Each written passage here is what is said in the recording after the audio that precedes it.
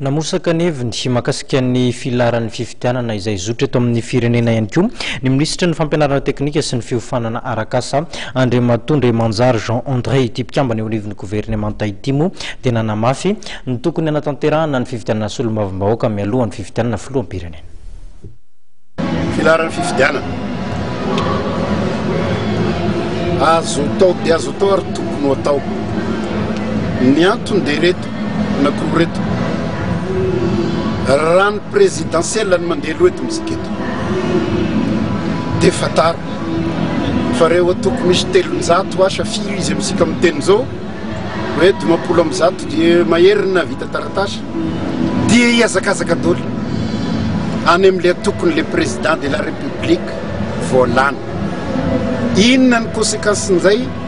amin'ny ambaratonga maro samihafa raisiko fotsiny eo amin'ny assemblée nationale.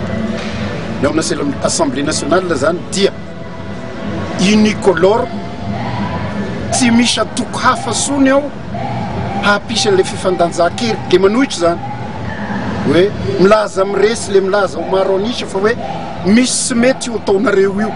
fa ny rehetrarehetra lasa moto de panirina dia manaraka fotsiny dia samy manangan-tanana dia samy vita dia samy mandrenda amin'ny te dia samy mahazo tombontsoa dia vita kabary zany anefa sy mampandrosy démocratie zany satria ilana ny adevitra raha ty isika androsy ty démocratie isika mbola tanora dia tanora ty zay raha iny voalohany. Faharoa raha jumelena amin'ny présidentielle any amin'ny deuxième tour ny législatif dia zao ny zavatra hitranga ny président candidat président any amin'ny deuxième tour rola iny tsy dia maninona loatra fa le olona ilasaka député ataosika hoe amin'ny faritra anankiray faran'izay kely telopolo mba eritrereto amin'izany ny fahasairanan'le olona le inona moa ty le anina nefa vao manomboka asika zao am'le vao manomboka asika am'le fampiasana bulletin unique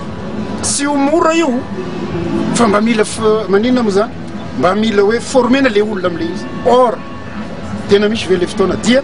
conséquence nzay fangaro voraka ao le zavatra sy le tiany le olona fidina akory ny fany satria be dia be loatra anisan'le candidat izany aby ny masarotra an'io raha ny tena mety législative mandeha aloha tsisy bulletin mitambatambatra zany fa bulletin tokana dia ny présidentielle mandeha ny aorina dia amin'izay ny député tena ny député tian'olona ny lany eo fa sy le député manaraka ina miankin-doha fotsiny amin'le président voalany